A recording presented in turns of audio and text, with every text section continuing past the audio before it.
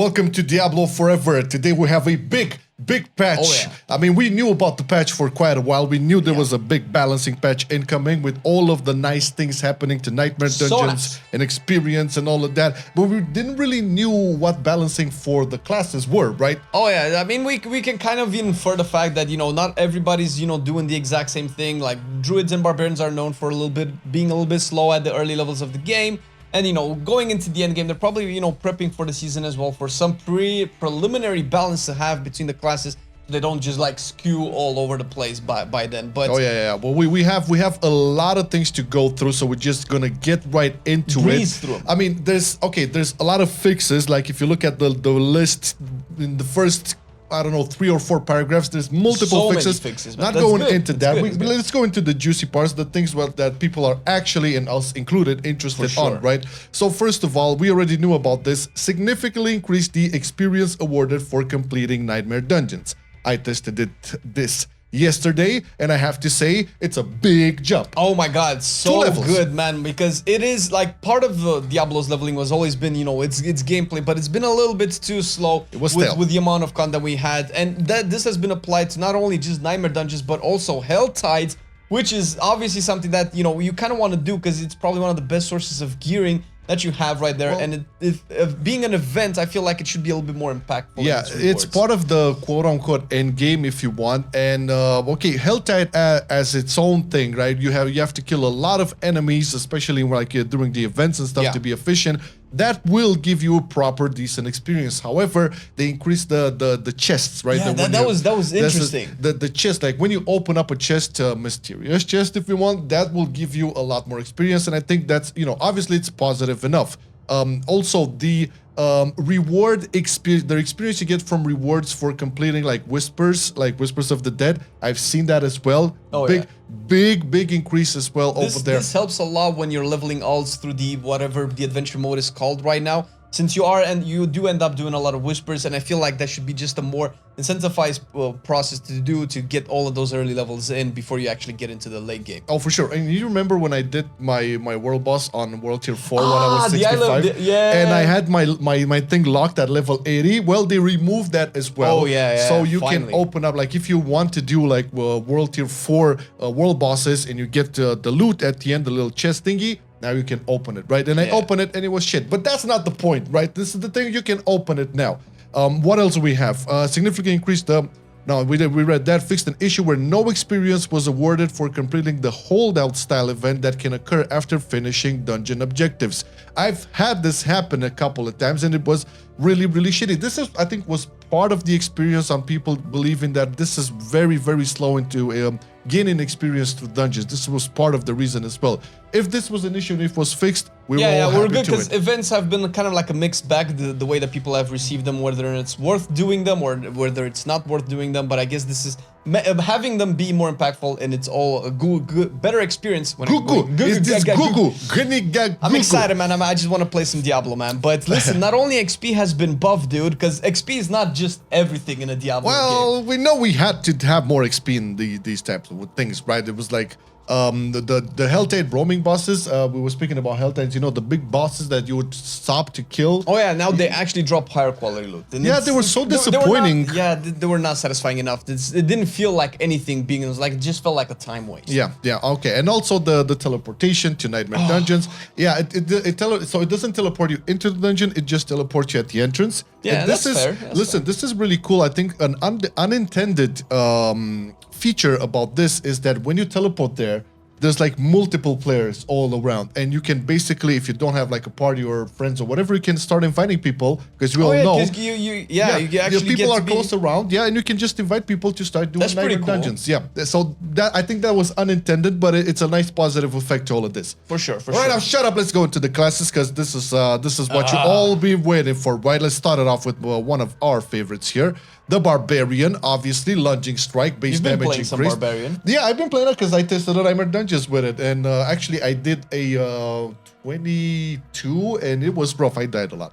But let's see, Lunging Strike, base damage increased from 30% to 33%. Lunging Strike is basically your bread and butter for most of the builds, because it also involves you kind of charging to your target, just jumping in there, And the Fury generated is also increased from 9 to 10. Obviously, multiplying this by level and by gear, you will definitely feel it, and I felt it as a barbarian, as a whirlwind barbarian, and it's really, really good. Bash, Fury generated increased from 10 to 11%, enhanced Bash Fortify increased from 10 to 20%. Again, Fury generation increasing all across the board, plus, you know, a little bit of defensive prowess to its Fortify. I didn't really play Bash, but I think, you know, people who are trying to see this, especially in early levels, this is definitely going to be helpful. I think we can probably clarify that Barbarian could use all the buffs that especially early level, for sure. Yeah, for sure. Yeah, okay. Frenzy, the base damage of Frenzy has been increased from 20% to 22%. Oh, yeah. Another buff. Flay, the bleeding base damage increased from 36 to 40%. Bigger chunk. Yeah, Fury generation increased as well from 9 to 10. Enhanced Flay vulnerable chance. Now, this is like the little point, the passive little point. This was increased from 10 to 15%. This feels like a much bigger buff than anything else. Vulnerable is a very big part of your damage profile with any class whatsoever. Yeah, any class enjoys vulnerable. But yeah, I think they really want to go for, okay, guys, you have to try these other abilities too, man. That's good, man. Just put spotlight on more stuff. Yeah, okay. Double swing base damage increased from 36 to 40%. Another good chunk over there. I haven't seen people use double swing that much. Is that something that you use in game? I think that there are a couple of builds with double swing for sure. There's multiple endgame builds now for Barbarian. I think double swing is definitely one of them. Variety. Kick. The cooldown is reduced from 17 to 13 seconds. The base damage dealt to enemies knocked back into terrain increased from 54% to 70%. This is a lot more damage. Yeah.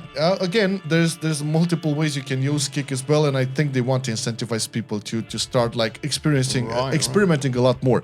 Charge, enhanced charge base damage. Now this is again another passive point. So the base damage from enhanced charge dealt to enemies knocked back into terrain is increased from 15% to 30%. This makes charge very appealing indeed. Yep. Leap, Mighty Leap, slow is increased by from 50% to 70%. Basically, after you leap on them, they're just gonna stay there because 70%. I mean, yeah. Otherwise, they would just be in melee to hit you anyway. So that was a bit weird. Yeah. For Iron Skin, this is definitely an ability you use for the end game in Whirlwind, so you basically have that all the time. Enhanced Iron Skin barrier is increased from 10% to 20% of max HP. That's very big. Yeah, this is further gonna have you be more tanky as a Whirlwind Barbie if you decide to use this on your right button mouse whatsoever. Primal Call of the Ancients bonus attack speed increased by 10%. So it goes from 10% to 20%. What do we have here? Iron Maelstrom. The cooldown is reduced from 60 to 45%. Yeah, I mean, big cooldowns are just a little bit boring. Yeah, this is a different topic of discussion when it comes to like cooldowns in ARPGs. Maybe in a different video. For sure. Prime Iron Maelstrom bonus critical strike increased from 10 to 30%. Yo, that's big. Oh yeah, and Prime Iron Maelstrom bonus critical strike damage increased from 20% to 40%. So the chance has been increased by 20%, and the damage has been increased by 20%. Sure. Big slam. Bounding Slam, base damage increased from 75% to 112%. Man, these buffs are nuts. Yeah, this is so, I think everybody is pretty much happy with this. And again, most of these are either to like go for a more, hey, try this type of scenario, or in the early game, have a lot more abilities do damage. Now, we're not going to get into the legendary aspects because these there's quite a few. They are very like incremental and all of that. We're just looking for the It's kind of hard to translate to whatever items everybody has because they scale differently. Yeah, and also again, keeping in mind that when they talk about the legendary aspects for it, it's mainly because these are affecting a lot of like end game stuff, not necessarily while you're leveling or going through your journey. Okay, so I'm thinking like most of what you're interested in is all of the class changes you directly have impacted on your gameplay. We will have a link in the description with all of the changes to the legendary aspects. You can probably assume that the legendaries are just tuned so that they're viable builds that you can play around with. for sure. Okay, let's go Druid. Druid has been addressed, and god damn it, this was so necessary. So it's a lot of spells that you're not usually using have been buffed, like Earth Spike base damage increased from 16 to 17%, Spirit Generated increased from 10 to 11%, and Fiercer Spike Fortify increased from 4 to 8%. Obviously, you're actually using this in some of the Werebear builds later on, and it's really, really good. It's mostly used to enable things, but the fact that it's actually doing stuff on its own, it's even better. Wind Shear, something that you hardly use a lot.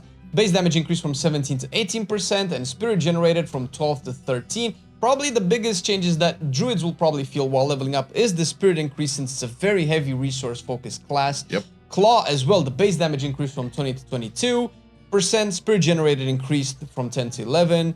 We've seen these buffs all throughout beta as well. While Claw double attack chance increased from 10 to 15%, which is giga good, because obviously this procs all the things again that it does. And Fierce Claw base damage increased from 10 to 15%. Very big upgrades to Claw. Claw is severely underrated early on into the game. It doesn't really do that much, so it's good to see this. Even Maul, which is pretty poor, has been buffed from 20 to 22% in terms of its damage.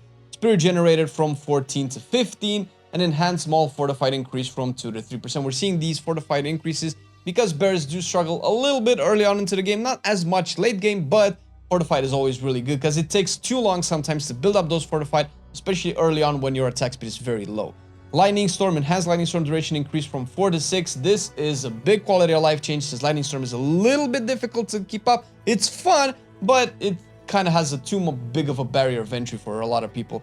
Primal Lightning Storm chance to immobilize increased from 8 to 12%. Obviously, you know, that's particularly good because it's a little bit more reliable when it comes to crowd control and enable those plus damage to crowd control effects. Shred, the third attack base damage increased from 60 to 70%. Pretty good. Enhanced Shred healing increased from 1 to 2% of maximum life. This has been particularly very underwhelming as much as I've been able to play with it, so I'm glad to see it being addressed. Raging Shred's base damage increased from 51 to 70%. This is really big. And Primal Shred's bonus critical strike damage increased from 20 to 30%. Again, big buffs to Shred. This is definitely used in a bunch of builds for Werewolf, so Werewolves all around will be very happy to see this. Wolves Companions, because it's been a little bit awkward with Companions. Cooldown reduced from 14 to 11. We've seen the change from the old Diablo games where Companions are more active. You get them an ability as opposed to them just passively doing damage. But Ferocious Wolfpack lucky hit chance increased from 10 to 40%. This is very big because I don't think anybody has been using this at any point in time. Lucky hit is just such a small chance to happen that it didn't really feel impactful. So I'm glad to see this because we can swap from Brutal Wolfpack to Ferocious Wolfpack and have some variety over there. Hurricane base damage increased from 97.5% to 134. This has been one of the memes for Druid as well, because Hurricane was just not doing that much damage. You mostly use it to enable vulnerability and to enable other effects from other legendaries and aspects and so on. So it's good that it actually can stand on its own right now. Rabies base poisoning damage increased from 53 to 76. I want more poison damage. This has been very, very lackluster, at least in terms of leveling. Without extreme gear focus, Rabies has been pretty poor, so this is very good. Cataclysm base damage increased from 52 to 64%. Again, a skill that's particularly underused a lot. Lacerate base damage increased from 400 to 460%. Also kind of an underused ultimate. It's not that impactful. I probably would hope to see more buffs to it, but so far so good. Petrify critical strike damage bonus increased from 25 to 30%. Also very good. This is again an ultimate that enables things. It doesn't do that much on its own, but it's a really good synergy with Earth skills. But again, not something that a lot of people use it in their Earth builds. Pummel base damage increased from 140 to 140, 80%. Really good. No, not a lot of people use Pummel. And we have a bunch of passive change. BC Rampage attack speed bonus increased from 20 to 25. Damage bonus increased. I'm gonna speed through these a little bit because there's quite a few. Nature's Fury chance to cast a free spell increased. Lupine's Ferocity damage bonus increased. And of course, we have legendary aspects being addressed as well. Yeah, the legendary aspects, once again, we're not going to go through them because they're very incremental and they kind of affect more of like the end game. But it's suffice to say, most of these... It's good that they're getting addressed and... Yeah, they're just like buffs all around. Oh, right. The Necromancer. Necromancer, I believe that's still on you, buddy, because you Necromancer, I'm currently leveling a Necromancer right now, and it is feeling a little bit underwhelming, to be precise, compared to the beta for sure. So seeing Reap's base damage increase is going to be really good. Acolyte's Reap cooldown between corpses reduced from 5 to 4 seconds. That definitely helps early game when it comes to corpse generation. Decompose. No builds really use Decompose that much. Base damage has been increased. Base essence generated increased. Corpse form frequency increased as well. We want to see more corpses as Necromancer. Hemorrhage, base damage increased. This is very underwhelming at the moment as well. And Essence increased as well. They're doing these incrementally by 1 point at a time, which is safe, but it probably is warranted. Bone Splinters, base damage increased and Essence generation increased. Sever, similarly. base damage increased, and the return base damage has also been increased. Severas is probably one of the stronger consumers that you have. Bloodlands, Supernatural Bloodlands overpower requirement reduced from 8 to 6 casts, very good. Bone Prism, cooldown reduced from 20 to 18 seconds, again, much more reliable source of crowd control. And Dreadful Bone Prism Fortify increased from 5 to 8%, similar buffs to what we've seen for Druid as well. Iron Maiden base damage increase, this has been also very underwhelming in terms of a curse. Horrid Iron Maiden damage bonus increase from 15 to 20%. Again, this kind of stacks, it's probably still very low damage, but early on you're probably not going to use it very much anyway. Corpse Tendrils, Blight Corpse Tendrils chance to spawn a Blood Orb increased from 30 to 35%. This can synergize way better with some of the Blood builds out there that rely a lot on Blood Orbs. Really good to see. Bone Spikes damage increased by from 80% to 120%. This has been pretty good. This is a big buff. And we're talking about minions as well. When it comes to race skeletons and golems, minions will now always engage targets with a curse, which is just a really nice quality of life change. Since you are cursing stuff, and if you've played Necromancer, you know that you curse a pack of mobs, that your minions just go all over the place. They don't even care. So it's good that this has been addressed. Kalan's Edict, damage taken duration requirement reduced from 3 to 2%. That's pretty good. Rathma's Vigor. 2 seconds, not percent. Seconds. 3 to 2 seconds, yes. Healthy duration requirement reduced from 15 to 12%. 12 seconds, god damn it. Spiked armor, thorns increased. We hope to one day see thorns build as well for Necromancer, but this is the first step in the right direction, increasing the thorns that you get, and of course, once again, legendary aspects being addressed. Yeah, legendary aspects, once again, guys, if you want to see like what the changes are, you can always check the link in the description. It's from purediablo.com, and there's all the details over there. Now it's time to check out the Rogue. Okay, Invigorating Strike base damage increased from 23 to 25%. This is again in line with everything that, you know, building stuff and consuming stuff should feel more impactful, especially the building stuff part. Blade Shift base damage increased from 15% to 16%, really good. Heartseeker base damage increased from 22 to 24%.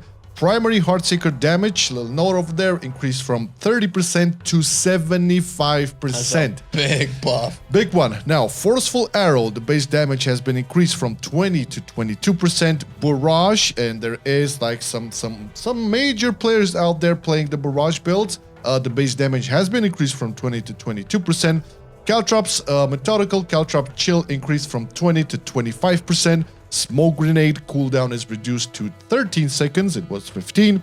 Rain of Arrows, one of the coolest things you can ever have. So cool to see. The cooldown has been reduced to 55 seconds. The Prime Rain of Arrows imbuement potency increased from 20 to 30%. I can definitely see some more builds covering Rain of Arrows. Volley, base damage increased from 70% to 105. This was like, Volley was such a good potential when we played it in the beta. It was dealing so less damage, you didn't even look at it. Now it can potentially be something to build around on. Now, in terms of the passives, Close Quarters Combat, this is something I think I use in almost all my rogue builds, because when you go for a bow build or something ranged, you don't really need the close quarters. But in terms of like the flurry builds and, you know, all of the in-your-face gameplay, it's really good. So the damage bonus is increased from 20 to 30%. It's huge. It's definitely going to fill it. And then when it comes to like the legendary aspects, once again, there's some cooldown reduction over there. Link in the description to get more into that. We have what is it? Sorcerer. A lot of changes for Sorcerer. It's probably generally accepted that Sorcerer is probably the blandest classes in terms of its build variety. You probably just play Firewall if you're doing anything competitive with Sorcerer. So it's good to see that a lot of it are being addressed. Spark base damage increased. Enhanced Spark damage increased. Flickering Spark chance increased from 3 to 4%. Frostbolt base damage increased. Firebolt increased. Charge Bolt increased. Incinerate, which is a very controversial ability, base damage increased from 49 to 54%. Enhanced Incinerate damage increased by quite a bit. Greater Incinerate mobilize requirement reducement from 4 to 3 seconds. Very good. Incinerate is probably one of the least used spells and the least good spells that Sorcerer has. Fireball, the mana cost has been decreased from 40 to 35. Frozen Orb, initial base damage increased. Explosive base damage increased. Greater Frozen Orb chance to apply vulnerable increased from 25% to 30%. Again, we want to see more vulnerable. Blizzard base damage increase from 120% to 130%, really good.